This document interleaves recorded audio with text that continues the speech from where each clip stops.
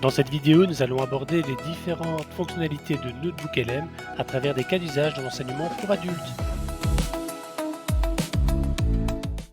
Bonjour à toutes et tous, vous connaissez probablement cette sensation. Vous devez créer 10 choses à la fois, un diaporama, un résumé, quelques questions d'évaluation, une infographie, et à la fin de la journée, vous avez à peine avancé sur vos vrais projets.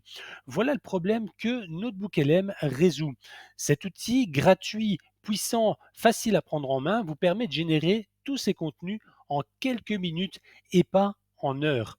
Dans cette série de vidéos, je passerai en revue l'ensemble des fonctionnalités de NotebookLM via 6 cas d'usage concrets en enseignement pour adultes, pour les enseignants, pour les équipes administratives et pour les étudiants. De quoi vraiment transformer votre façon de travailler. Allez, c'est parti!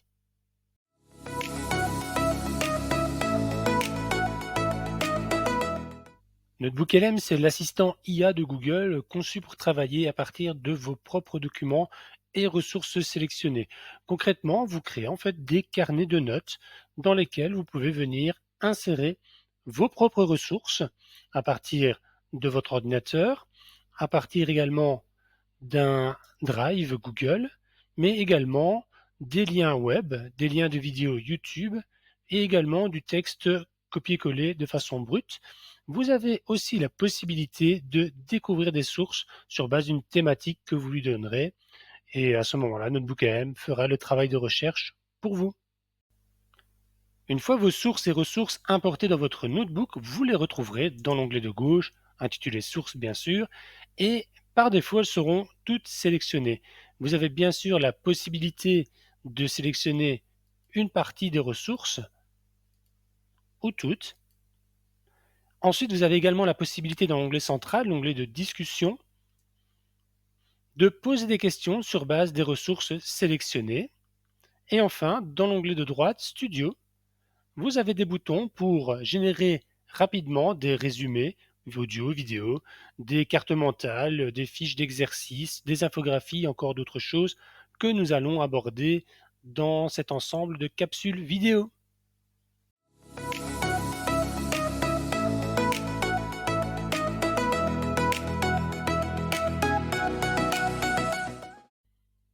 Pour ce premier cas d'usage, mettons-nous dans la peau d'un enseignant en alphabétisation. Nous avons donc créé ici un carnet de notes dans lequel nous avons intégré les différents dossiers pédagogiques. Nous pouvons évidemment sélectionner des dossiers spécifiques pour ensuite, dans l'onglet central de discussion, lui poser des questions relatives à ces dossiers sélectionnés. Je vais par exemple lui demander de lister pour chaque niveau, 1A, B et 2, l'ensemble des points du programme à aborder pour la compétence parler, comprendre à l'oral. Je lui envoie ma requête. Il va donc scanner mon document, ou plutôt mes documents parce que j'en ai sélectionné 3 ici, et ensuite me proposer un listing des différents points abordés. Voilà, c'est fait en quelques secondes. Et je retrouve donc ici, pour mon niveau 1A, les différents points du programme, distinguer et reproduire différentes intonations, comprendre et utiliser les formules courantes pour, etc., avec systématiquement les petites références aux documents relatifs. Donc si je clique dessus, je vais revenir au point correspondant de mon document. Ce qui me permet déjà, en quelques secondes, finalement, de consulter 3 dossiers pédagogiques en parallèle afin de en retirer les informations que je souhaite. Donc c'est déjà un gain de temps appréciable. Autre fonctionnalité intéressante de NotebookLM, il s'agit de la génération de cartes mentales accessibles via l'onglet Studio. Alors, générer une carte mentale, eh bien, se fait évidemment sur base des ressources que vous avez sélectionnées et elle sera générée juste ici en dessous. En cliquant dessus, vous pouvez ouvrir la carte mentale et évidemment naviguer à l'intérieur. Cette carte mentale va reprendre l'ensemble de toutes les informations qui se trouvent dans les 3 dossiers pédagogiques et donc si je développe tout, vous voyez que j'ai pas mal d'informations. On pourrait donc se dire, bah tiens, je viens juste de lui demander de me lister les compétences spécifiques, hein, de parler et comprendre à l'oral. Est-ce qu'il est possible de créer une carte mentale uniquement sur ces informations-là? Eh bien oui, c'est tout à fait possible. Il vous suffit pour cela, dans un premier temps, d'aller tout en bas des réponses qu'il vous a fournies et de lui demander d'enregistrer sa réponse dans une note. Il va donc générer une note que vous allez pouvoir convertir en cliquant sur les 3 petits points en une source.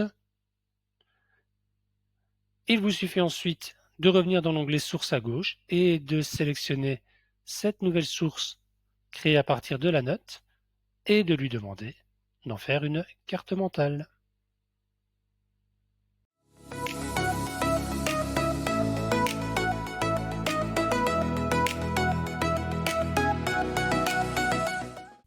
Pour ce deuxième cas d'usage, nous allons nous placer dans la peau d'un prof de cuisine. Nous avons donc créé un notebook dans lequel nous avons placé différentes ressources et notamment une ressource issue du web qui parle de la brigade de cuisine, répartition et mission des membres de votre équipe de cuisine. L'idée ici étant, sur base de ce site internet, de générer directement un quiz. Alors, contrairement à la carte mentale, le quiz peut être paramétré, c'est-à-dire qu'on peut définir le nombre de questions, le niveau de difficulté et encore d'autres choses si on veut le personnaliser à sa sauce, c'est le cas de le dire, dans le cadre réservé à cet effet. On lui demande ensuite de générer le quiz. Et une fois le quiz généré, vous pouvez naviguer dedans. Vous avez donc des questions de type QCM, avec la possibilité de demander un indice et un choix qui est effectué. Et si ce n'est pas le bon, la bonne réponse est affichée et vous pouvez même demander à NotebookLM de vous expliquer cette réponse. Il va aller rechercher les informations dans la ressource que vous lui avez donnée au départ pour expliquer le pourquoi du comment de la bonne réponse. Autre type d'exercice que vous pouvez créer avec NotebookLM, toujours dans la partie studio, ce sont les fiches d'apprentissage, ce que nous appelons des flashcards. Ici aussi, vous pouvez paramétrer les fiches en sélectionnant le nombre de cartes, le niveau de difficulté et encore une fois le petit prompt pour mettre la ressource d'exercice à votre goût. On clique à nouveau sur Générer et une fois les fiches générées, nous pouvons les afficher. Donc on est bien sur une flashcard avec la réponse recto et vous pouvez cliquer dessus pour afficher la réponse et avoir en effet encore une explication concernant cette réponse, explication qui sera donnée dans l'onglet de discussion, l'onglet central, à nouveau en allant chercher la réponse dans la ressource que vous lui avez fournie au départ. On peut évidemment aller sur la fiche suivante, afficher la réponse, et vous voyez que nous avons ici un total de 39 fiches qui ont été générées en quelque temps, fiches qui peuvent être téléchargées au format CSV, donc un format qui peut être importé dans Microsoft Excel. Je peux enfin partager mon carnet de notes à mes étudiants, par exemple, en utilisant le bouton partager, ce qui va me permettre de générer un lien donnant accès à mon notebook en lecture seule. Je me suis par exemple ici connecté avec le compte de la cellule et on voit que j'ai un accès en lecture seule au notebook, ce qui me permet tout de même d'avoir accès aux fiches ainsi que au quiz créé précédemment, ce qui me permettra en tant qu'étudiant de pouvoir m'exercer sur des documents qui ont été présélectionnés par le chargé de cours.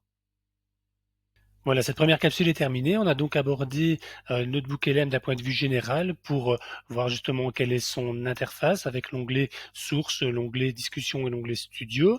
Ensuite, nous sommes passés sur deux cas d'usage côté enseignant avec l'interrogation des différents dossiers pédagogiques via le chat, la création de cartes mentales, ensuite la génération de quiz et de flashcards sur base d'un site internet. La prochaine vidéo sera destinée plutôt à un public administratif et de direction avec d'autres fonctionnalités qui pourraient vous être bien utiles. À bientôt!